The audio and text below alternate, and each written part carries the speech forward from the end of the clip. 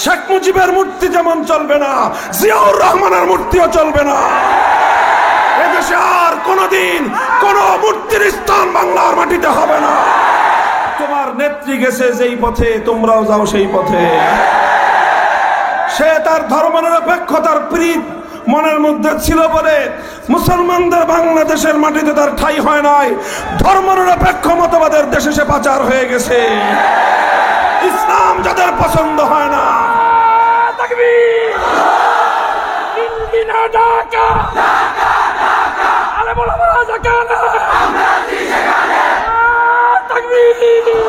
ছাত্র জনতার নেতৃত্বে 15 বছরের ভারতীয় সেবাদাসী স্বৈরাচারী যুগের ফেরাউনি শক্তি নব্য বাকশালী শেখ হাসিনা বাংলার মাটিতে থাকতে পারে না।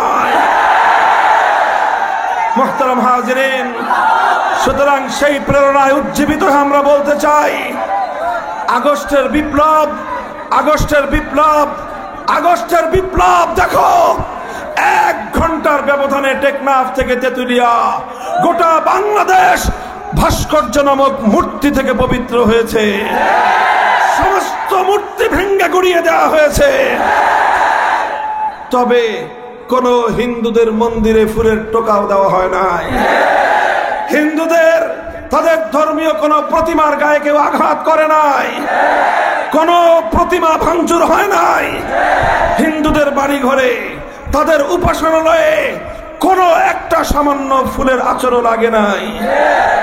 এ থেকে প্রতীয়মান হয় ইসলামী বিপ্লব হলে হিন্দুরাও নিরাপত্তা পাবে। ইসলামী বিপ্লব হলে প্যাগোডায় থাকা বৌদ্ধদেরও নিরাপত্তা মিলবে। ইসলামী বিপ্লব হলে খ্রিস্টানরা গির্জায় স্বাধীনভাবে ধর্ম পালন করতে পারবে। তবে মুসলিম জনপদে কোনো মূর্তি রাখা চলবে না। শেখ মুজিবের মূর্তি যেমন চলবে না, জিয়াউর রহমানের মূর্তিও চলবে না। এদেশে আর কোনদিন কোন মূর্তির স্থান বাংলার মাটিতে হবে না।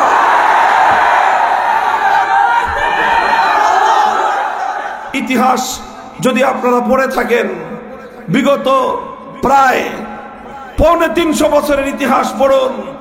ব্রিটিশদের আমল থেকে, ব্রিটিশদের হাত থেকে আমাদের এই দেশকে মুক্ত স্বাধীন করবার জন্য গোটা পাক ভারত উপমহাদেশ ব্রিটিশের গোলামীর জিঞ্জির থেকে আজাদ করার জন্য 190 বছর পর্যন্ত লড়াই চলেছে, সংগ্রাম চলেছে।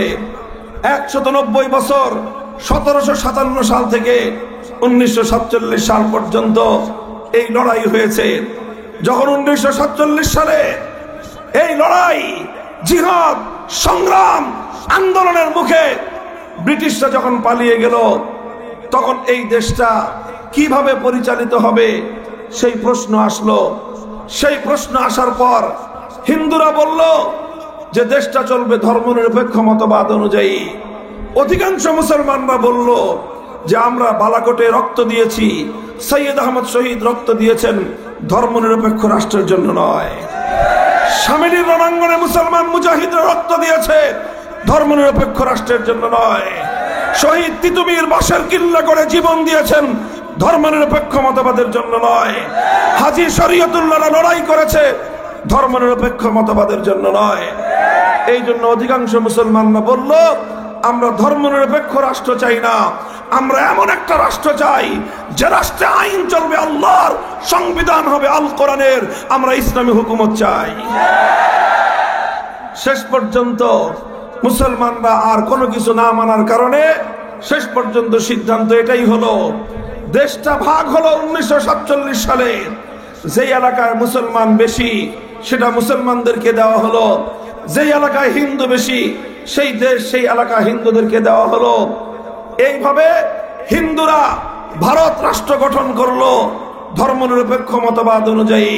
মুসলমানরা মুসলিম অধ্যুষিত এলাকায়, পূর্ব পাকিস্তান আর পশ্চিম পাকিস্তান, এই উভয় এলাকায় ইসলামী রাষ্ট্র প্রতিষ্ঠা করলো।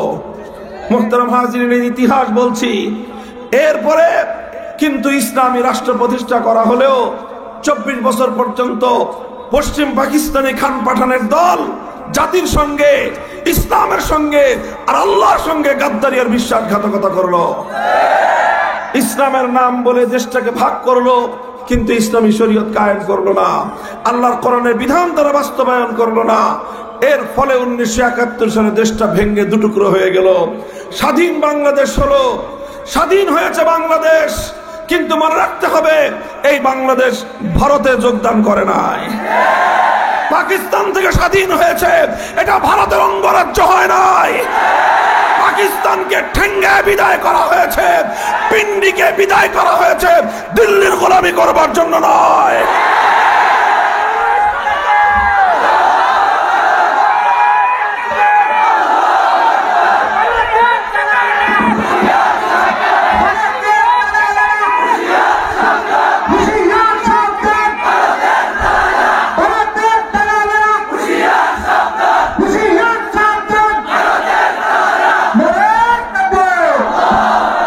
কাজেই 71 সালে বাংলাদেশ স্বাধীন হয়েছে, এটা জালেমের বিরুদ্ধে ছিল মজলুমের লড়াই। 71 বাংলাদেশ স্বাধীন হয়েছে, সেটা ছিল বৈষম্যের বিরুদ্ধে ইনসাফের লড়াই। 71 বাংলাদেশ স্বাধীন হয়েছে, এটা হলো মানুষের উপর, মানুষ হয়ে পশ্চিম পাকিস্তানিরা বাঙালিদের উপর প্রভুত্ব করতে চেয়েছিল, সেই প্রভুত্বের বিরুদ্ধে বাংলাদেশের মানুষের অধিকার আদায়ের সংগ্রাম। এটা কোনোদিনও ভারতের ধর্মনিরপেক্ষ মতবাদ আমদানি করবার মুক্তিযুদ্ধ ছিল না। এই জন্য মুক্তিযুদ্ধের সময়, মুক্তিযুদ্ধের আগে, মুক্তিযুদ্ধের 9 মাস কোনদিন বাংলার মাটিতে কেউ, কোন নেতা, পাতি নেতা, সাথী নেতা, উপনেতা, কেউ কোনদিন এই মাটিতে ধর্মনিরপেক্ষ মতবাদের নাম উচ্চারণ করতে পারে নাই। কিন্তু মুক্তিযুদ্ধের পরে 72 সালে ভারতের প্রধানমন্ত্রীর চাপে বাংলাদেশে একটা সংবিধান তৈরি করা হলো। যেই সংবিধানটা স্বাধীন বাংলাদেশের সংবিধান হয় নাই, ওটা হয়েছে ভারতের গোলামীর সংবিধান। ভারতের সংবিধানের মূল 4 নীতিকে ভিত্তি করে বাংলাদেশের সংবিধান রচনা করে বাংলাদেশের স্বাধীনতাকে ভারত মাতার চরণ তলে বলি দেওয়া হয়েছে। তখন থেকেই বাংলাদেশের উপর ধর্মনিরপেক্ষ মতবাদের এই অভিশাপ সওয়ার হয়েছে। অনেক সময় চেষ্টা করেছেন অনেকেই, মরহুম শহীদ রাষ্ট্রপতি জিয়াউর রহমান সাহেব, উনি রাষ্ট্র ক্ষমতায় এসে সংবিধান থেকে এই ভারতীয় ধর্মনিরপেক্ষ মতবাদকে, এটাকে আবার দিল্লিতে পাঠিয়ে দিয়ে তার জায়গায় আল্লাহর উপর অবিচল আস্থা এবং বিশ্বাস সংযুক্ত করেছিলেন। মুহতারাম হাজিরিন, এইভাবে বাংলাদেশ ধর্মনিরপেক্ষ মতবাদ থেকে মুক্তি পেয়েছিল। কিন্তু আবার 2008 সালে ক্ষমতায় এসে শেখ হাসিনা আবার সেই ভারতীয় পচামাল ধর্মনিরপেক্ষ মতবাদ বাংলাদেশের সংবিধানে অন্তর্ভুক্ত করেছে। মুহতারাম হাজিরিন, আমাদের স্পষ্ট কথা, যখন দেশ ভাগ হয়েছে, যারা ধর্মনিরপেক্ষ মতবাদে বিশ্বাসী তাদের ভাগ আলাদা, যারা ইসলামকে বিশ্বাস করে তাদের ভাগ আলাদা হয়েছে। সেই ভাগের মধ্যে আমাদেরকে ঠকানো হয়েছে। 8 আনা পাই, আমাদেরকে দেওয়া হয়েছে 4 আনা। 12 আনার জায়গায় 16 আনার মধ্যে ওরা পায় 8 আনা, আমরা পাই 8 আনা, কিন্তু ওদেরকে দেওয়া হয়েছে 12 আনা, আমাদেরকে দেওয়া হয়েছে মাত্র 4 আনা। 4 আনা পাওয়ার পর আমরা বলেছিলাম, ঠিক আছে, আমাদের এত বড় রাষ্ট্রের প্রয়োজন নাই, আমরা ক্ষুদ্র রাষ্ট্র পেলাম, ক্ষুদ্র রাষ্ট্র নিয়ে আমরা থাকতে চাই, এত অর্থনৈতিক উন্নতির প্রয়োজন নাই, প্রয়োজনে 3 বেলার জায়গায় 1 বেলা খাবো, না পেলে আমরা পেটে পাথর বাঁধবো। কিন্তু সব কিছুর পরেও আমরা একটা মানচিত্র চাই, একটা ভূখণ্ড চাই, একটা দেশ চাই, যে দেশে আইন চলবে আল্লাহর, সংবিধান হবে আল কোরআনের, ইসলামী শরীয়ত অনুযায়ী ইসলামী হুকুমত চলবে।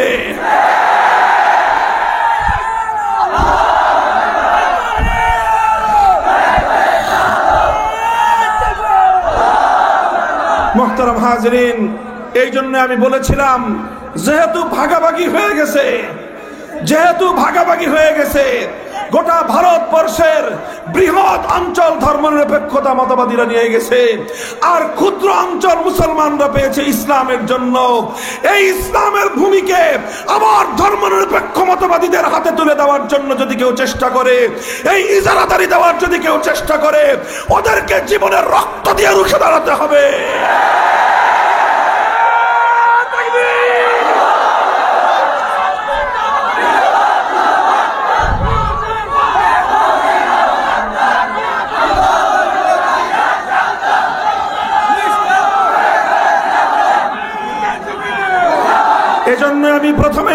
ইসলাম, ইসলামের দৃষ্টিকোণ থেকেও মুসলমানদের জনপদ বাংলাদেশে ধর্মনিরপেক্ষ মতবাদ চলতে পারে না। ঐতিহাসিক ভাবেও বাংলার মাটিতে মুসলমানদের জমিনে ধর্মনিরপেক্ষ মতবাদের রাজনীতি চলতে পারে না। এখন যদি কারো ধর্মনিরপেক্ষ মতবাদের রাজনীতি করবার এত উত্তেজনা তৈরি হয়, এত খায়েশ জাগে, তাহলে তোমাদের জন্য আমার পরামর্শ হলেই, তোমার নেত্রী গেছে যেই পথে তোমরাও যাও সেই পথে। সে তার ধর্মনিরপেক্ষতার প্রীত মনের মধ্যে ছিল বলে মুসলমানদের বাংলাদেশের মাটিতে তার ঠাঁই হয় নাই, ধর্মনিরপেক্ষ মতবাদের দেশে সে পাচার হয়ে গেছে। ইসলাম যাদের পছন্দ হয় না, তাকবীর, ইসলাম ইসলাম ইসলামের শত্রুরা, ভারতীয় দালালরা, দিল্লি না ঢাকা, দিল্লি না ঢাকা, আরে বলা বলা ঢাকা না, তাকবীর, সাবিলুনা সাবিলুনা, তরিকুনা তরিকুনা, তাকবীর, আল্লাহর নামের আগমন, বাংলাদেশের পক্ষ থেকে, বাংলাদেশের পক্ষ থেকে, তাকবীর। মুহতারাম হাজিরিন, কথা পরিষ্কার কিনা বলেন? কথা পরিষ্কার। এই দেশ মুক্ত করা হয়েছে, স্বাধীন করা হয়েছে, এটাকে বুকের রক্ত দিয়ে প্রতি ইঞ্চি মাটি খরিদ করা হয়েছে। এ রক্ত হাজী শরীয়তুল্লাহর রক্ত, এই রক্ত তিতুমিরের রক্ত, এই রক্ত সৈয়দ আহমদ শহীদের রক্ত, এই রক্ত বালাকোটের শহীদের রক্ত, এই রক্ত শামিলির জিহাদের রক্ত। এই রক্তের মধ্য দিয়ে যে দেশ মুক্ত স্বাধীন করা হয়েছে, এদেশে এবার আল্লাহর জমিনে আল্লাহর কোরআনের রাজ করতে হবে, খিলাফতের পতাকা ওড়াতে হবে।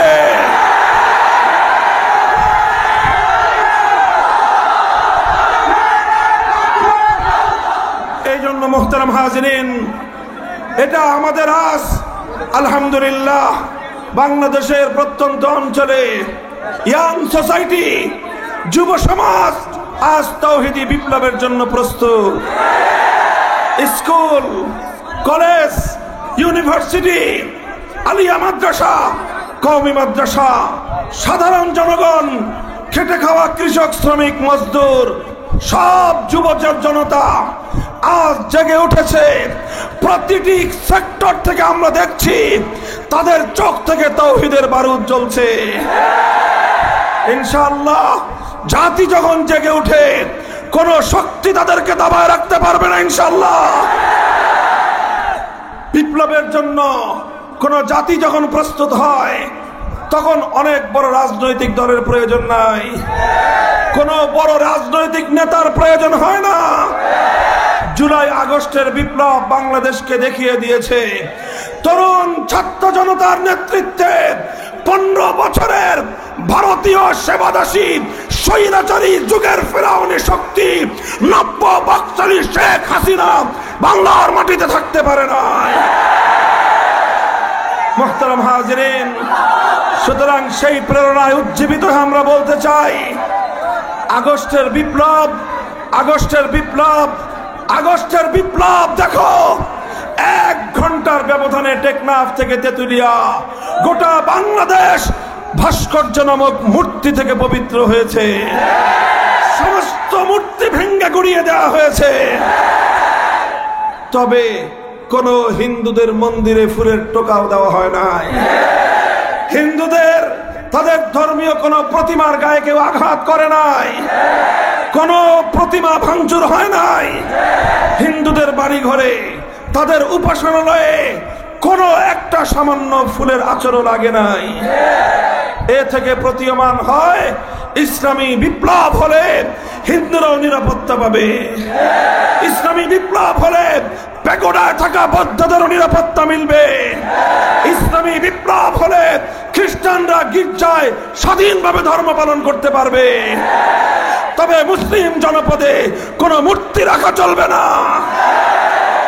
শেখ মুজিবের মূর্তি যেমন চলবে না, জিয়াউর রহমানের মূর্তিও চলবে না। এদেশে আর কোনোদিন কোন মূর্তির স্থান বাংলার মাটিতে হবে না।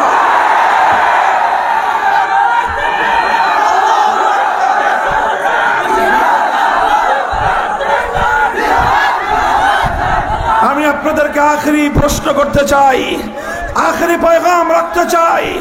বাংলার মানুষ অনেক রঙের দেশ দেখেছে।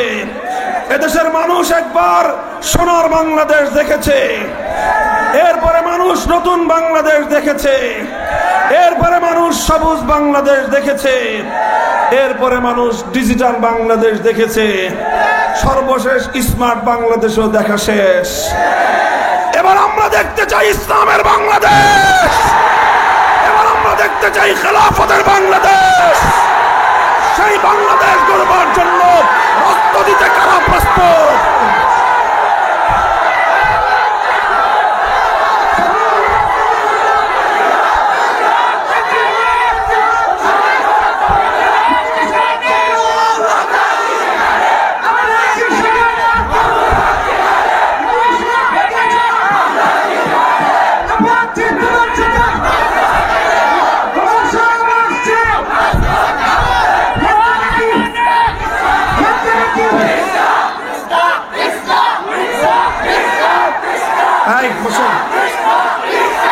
আমি আপনাদেরকে নিষেধ করেছি, মাহফিলে কোনো দলীয় স্লোগান হবে না, মাহফিলে কোনো দলীয় প্রতীকের স্লোগান দিবেন না।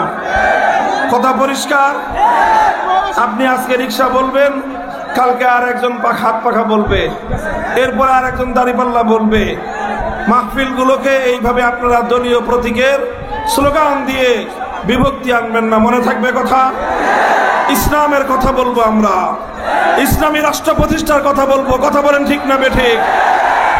তাহলে আমরা বাংলাদেশ দেখতে চাই, ইসলামের বাংলাদেশ। ইসলামের বাংলাদেশ দেখার জন্য কাজ করতে হলে কাজ করতে রাজি আছেন তো? মনে রাখেন, শুধু স্লোগান দিয়ে ইসলামের বিপ্লব হবে না, শুধু বক্তব্য দিয়ে ইসলামের বিপ্লব হবে না।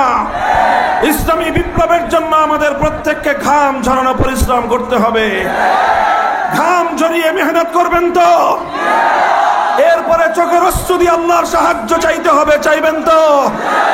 ঘাম আর অশ্রু দিয়ে যখন বিপ্লবের জন্য মাটি উর্বর হবে, শহীদি ঈদগাহে জমায়েত হতে হবে বুকের তাজা রক্ত দেওয়ার জন্য, আল কোরআনের রাজ গড়তে, ইসলামী বিপ্লব করার জন্য শহীদি ঈদগাহে রক্ত দিতে কারা যাবে? কারা যাবে? হাত তুলে শপথ করো।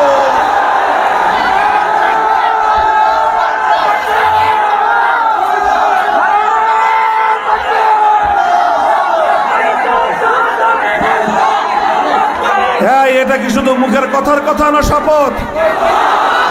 অঙ্গীকার, শপথ। বলেন কার সাথে? জোরে বলেন কার সাথে? এ শপথ রক্ষা করার চেষ্টা করবো তো ইনশাআল্লাহ।